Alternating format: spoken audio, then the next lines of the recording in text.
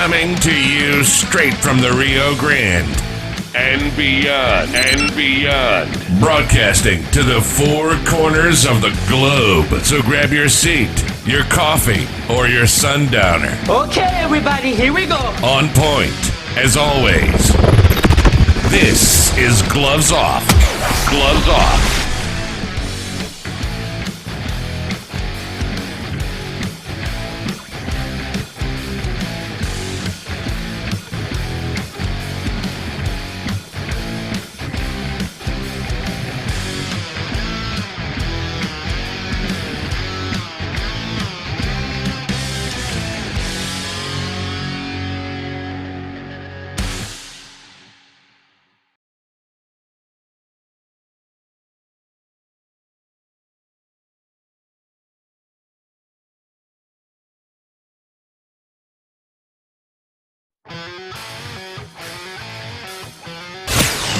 Gloves Off is always on point. On point. Bringing you the best on current issues, community affairs, and the happenings around us. This segment of Gloves Off is brought to you by the best, so pay them a visit. Check them out. This is Gloves Off.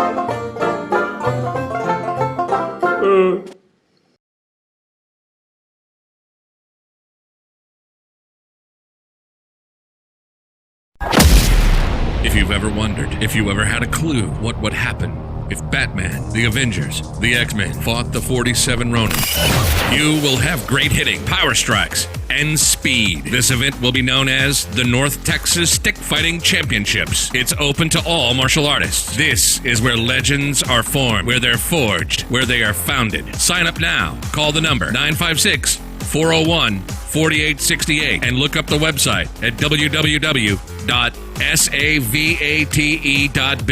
So remember, this is for serious martial artists. If you're not serious, sit back and whisper about the event. If not, we'll see you there.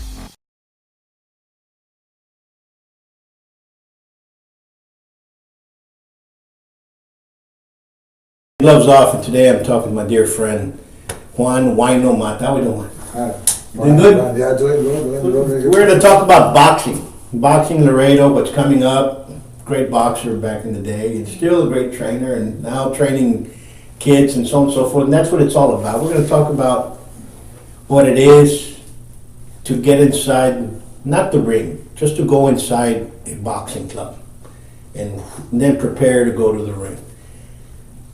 Number one question, when you get somebody new, what do you tell them the first thing? The first thing to tell them is how to stand their stand. They gotta stand up straight, move on with their left foot to the front and right foot to the back, and then how to move, how to walk, because you can't be just moving any ways, you gotta pick up your left foot and slide your back foot, and when you come back, you slide your back foot, you pick up your back foot, you slide your left foot, and then you show them how to throw the jab, then the right, and then you start show them combinations. But first of all, you gotta show them how to stand, because you catch them out of balance, you go down. You gotta show them how to stand. Basics. Yeah, the basics. And you have to teach them to guard, you have to teach them to put your hands up, and it's very easy. You have to protect that little computer, because they're gonna knock it out. You have to have your hands up at all times. That's what I teach them. No matter what you do, no matter if you're tired, no matter what, always keep your hands up. That's the main thing. That's what I teach them. Well, we got some tournaments coming up. Which one do you have? You have a couple of amateurs coming up. I've been kind of. There's this tournament coming up in August. I think August the 3rd. Okay. August the 3rd, we got a tournament coming in Corpus Christi. They have good We're gonna boxing. take the kids. We're gonna take the kids to go fight over there, And then Mandy fights on August the 16th. Is Mandy going to fight again? Is she Yes. fighting? What's she fighting for? She's fighting for the RBO, the Royal Boxing Organization world title. She's going against Paola Torres. She's going against Paola Torres. It's going to be a real good fight. You know, it's going to be like slugfest, like all the fights, the same. Mandy's always the same. You know, she's going to slug it out like all the time. You know. She gets it all her 100% all the time. And then we got the September 6th, 7th. There's the top Texans. Plus the amateurs are going to fight there. We got some like 6, 7 amateurs from our club that are going to train, that are going to fight in that fight.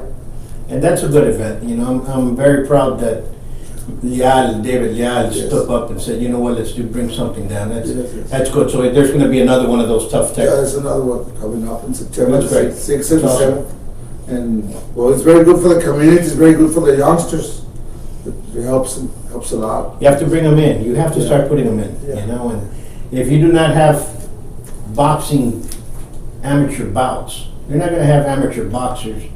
And you need to have amateur fights before you can go pro. Yes, that's right. The That's biggest mistake, and you know that, you folks go in there and they go pro and they have 2, 3 fights. right. That's not the same. Or 8 fights, and no, wait a minute, there's, Yeah, you have to that's be. not right. You're gonna have a lot of trouble once you go into the pro, because it's a bigger level that you go into. It's a big step that you're taking, and you gotta have like at least, I say more than 25 fights before you go pro, or more than 30 fights. You know, 'cause when I was in boxing, I had 60 fights when I turned pro. So I was already prepared, to jump to the other level, and that helped me a lot. And most of the guys that were with me, they had a lot of fights too. The ones that were training with me at that time, Felix, he had a lot of fights. Freddy Gonzalez, he had a lot of amateur fights, and we were ready, to jump to the next level. So it helped us a lot. So we're here, and what can I say? No, that's just the way it is, it's just the way it is. And and you need to, folks do not understand that once you go into boxing, it's a total different entity. There's a lot of boxing movement now. Yeah. You have aerobic type boxing facilities. Yeah. Every CrossFit wants to teach boxing. Yeah. Every weightlifting gym has a boxing apparent trainer throwing in there. Couldn't find his way out of a wet paper bag, but they're in there teaching something. Yeah, they're trying to teach something. Something, They're trying to teach something. And then you got guys that are teaching some kind of aerobics who never laced their own boxing gloves on, and then you're like, yeah. but people are tracking to boxing. Boxing is becoming more popular. Yes. And it's good for the whole community, because when you do have a show, those individuals that practice that are going to go watch it. Yes, And that's what you need. Yeah, that's right. So the sports is a very disciplined sport, like very disciplined. Takes a lot of discipline, and it helps you in life too. It's part of, you get things in life from boxing. You learn a lot about life. Sure. Helps you in the long run because of discipline. Brings you out, teaches you a lot of discipline. That's the most important in boxing, the discipline, and it teaches you discipline.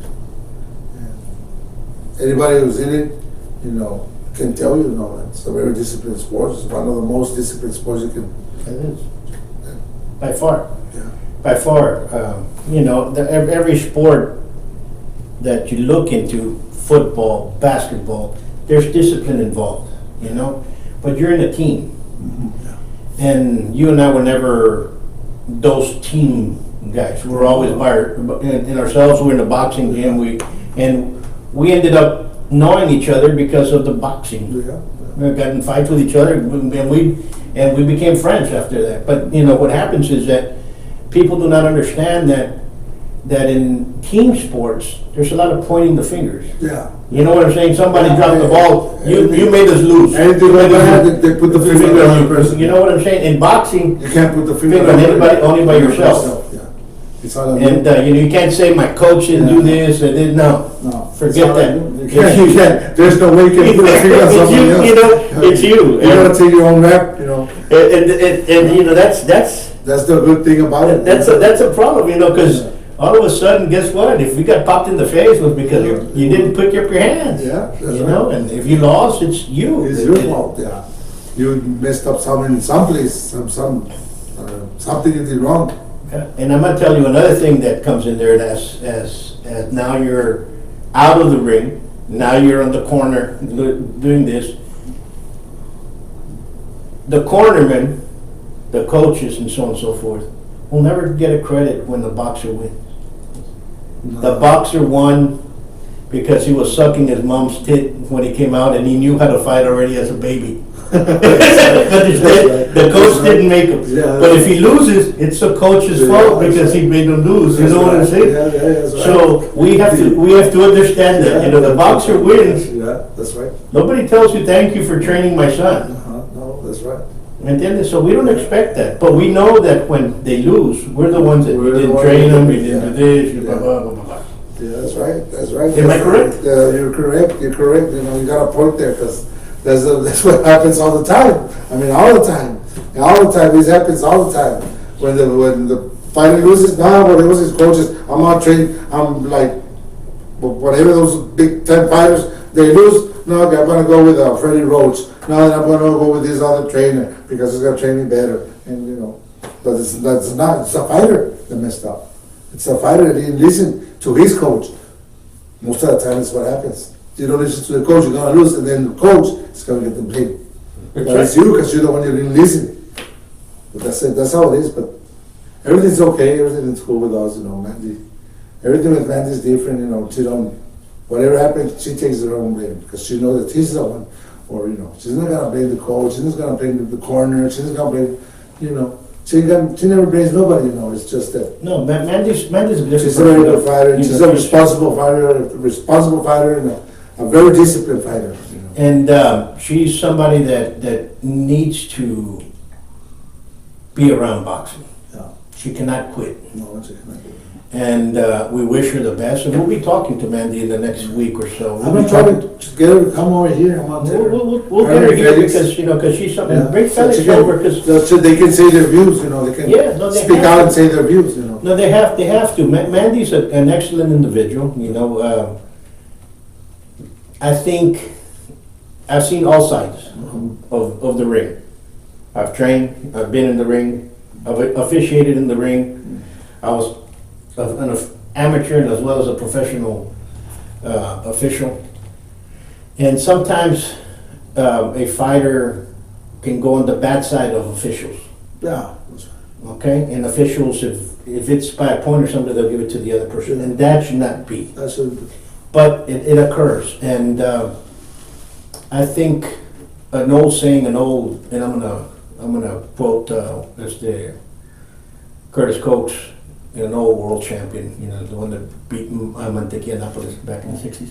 Curtis Coates in the '50s actually, and Curtis Coates said, "There's only one way you're gonna know that you won." And that's making sure the person you're counting 10 over him means you have to knock him out. yeah, And I understand where he's coming from. Yeah.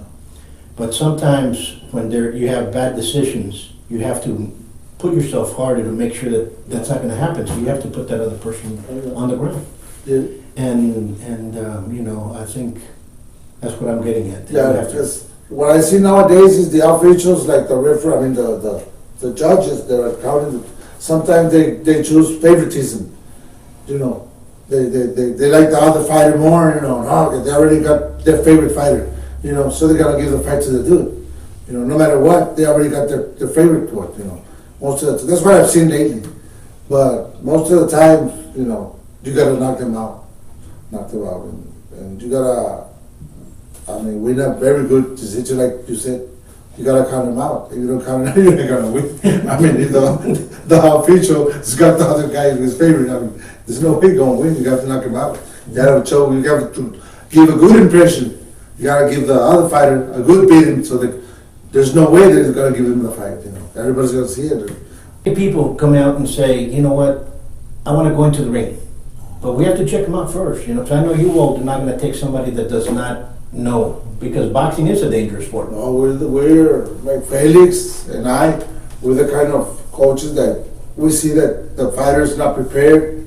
We're not gonna to go fight. We're not gonna put them in the ring to go spar or nothing because they're gonna get a beating. You know, once we put a fighter there, even if they get mad at us, you know, because there've been times where they get mad at us. Okay, I want to go into the ring. I want to put. No, we're not. Why?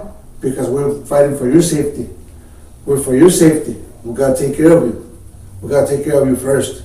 That you are prepared to go in there and do something and not get hurt. We're not going to take you there so you can get hurt. We're not going to take you out of town so you can get hurt. No, that's wrong. I mean, and there's coaches that do that, you know. You're absolutely, you're right on that. There's coaches out there that do not care about the fighter. They don't care. The person's been there 3 months and they're already fighting one amateur fight, and all of a sudden now they're fighting pro. Yeah. They do not know how to guard themselves, and they throw them inside, they get hurt. You know, boxing is still one of the safest sports in the world, number one. But when somebody does get hurt, they do, I mean, it's bad. Yes. But in comparison to football and the other ones, it's very safe. But, you know, I get folks all the time. I get folks that call me up and say, you know what, I want to fight in the ring.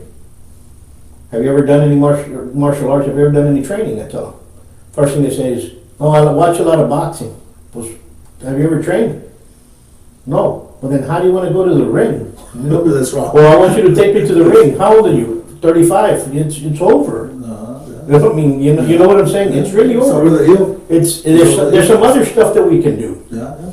You know, You and can just teach him for self-defense. you can teach them for self-defense. There's other stuff that you Or can do. for Protect getting them. condition or being conditioned or getting shape or whatever. There's other things. Become a second. Go in there. Become an official. If you love the sport that much, do that. There's other stuff that one can do Yeah, that's right. to help out. You know, because people say, "Oh, I want to throw a boxing event." Yeah. Okay. How many people do you have that are going to be officials? What do you mean? Well, because you need at least 4 judges. You need a timer. That's 5. You need the head official. That's 6. The referee. You need a referee. That's 7. You need a fighter coordinator. That's 8. You need at least between 8 to 10 guys that are going to waste a whole day just watching there on an amateur bout. That's right. Do you have those? Oh, I didn't know we needed. Well, that's what you need. You know, so it takes a lot. So coming back to training, folks need to understand that you have to train. Yes, that's right. You have 2 types of training. Training nonsense and training to learn. Yes, that's right. Okay? That's right. Sometimes you train, a lot of people go in there and hit the bags and they're hitting the bags and they're doing this and they're wasting time and they're building bad habits. Get somebody that's going to teach you how to throw a jab. Am I right or Yeah, wrong? that's right. That's right. That's very right. That's very right. Yes. People just go there. There's coaches there's people that have been going there. They go to another gym and they got their I don't know. They got their people that they're training, and they come to us. They say that no, that I went to the other gym because I came here because they weren't paying attention to me or whatever. You know, they're paying attention to the other people, and they never train me or nothing. You know, just hit the bag, hit the thing, or hit the jump rope, or run around the track or whatever. You know, get on the treadmill, and that's about it. And they weren't teaching me nothing. You know, so nobody was paying attention to me. And we're not the kind of people. We're the kind of people that when they get there, the first thing we do is get them in the ring, and we call mano pleo. We put their bag out of the mittens right here, and we start teaching them. Boom, boom, hit these, boom, boom, combinations and everything. And then that's how you learn. But if you don't pay attention to a person, he's not going to learn. If you don't teach him, he's not going to learn. You got to teach him. And that's how. That's how you go ahead. You get ahead in your sport. The kind of sport the sport that you're doing. You know. That's how it is. You know, and we do come from a boxing town. Laredo is a boxing town. Yeah. We've had way too many boxers, great professionals. We had Battling Shaw, who was a world champion. Some people say Jimmy Wong was the world champion from Laredo's. We have the 2 brother Canizales, which were the best there was. You know, Orlando, a few hours can get it. And then you also have Ferrero, who was as a spotlight. We have Martinez was up there too. I use boxer. So you have a lot, and that's just pros. Yeah. Now, when you go into amateurs. Here you go back way. You got Dicky Marquez, who's national. You got Jimmy Sandoval, who was Golden Glover so many times. You know, you were a Golden Glover so many times. Yeah, way too many folks that were you know, Sisto Marquez, Poncho Myers, that were back then. You know, Jimmy De La Ganes was a great boxer. But you know, he never really won that much. You know, my uncle Chino Chapa, and so you had all those people that were around back then, making history, paving the road for the ones we have now. So we do have a good boxing route. It does. And we'll continue talking, and we'll continue coming back and forth, because there's a lot of stuff in boxing that people need to know. But anything you'd like to tell the folks out there? I'm just saying that just keep your faith in anything you want to do. Just keep your faith and put your mind to it. Put your heart to it, because that's what it takes. In anything you do, it takes heart to do it. If you put your heart in it, you succeed. Absolutely correct. And once more, we'll continue our conversation. And folks, you guys be calm, peace. Remember, it's the summer. Got little guys out there on bicycles and so on and so forth. God bless you all. Peace. Until next time.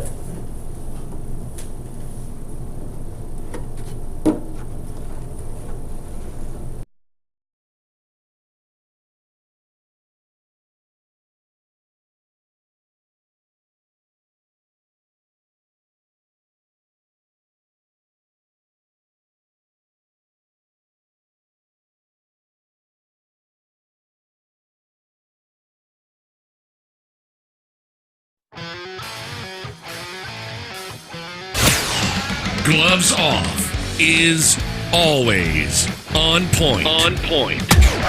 Bringing you the best on current issues, community affairs, and the happenings around us. This segment of Gloves Off is brought to you by The Best, so pay them a visit. Check them out. This is Gloves Off.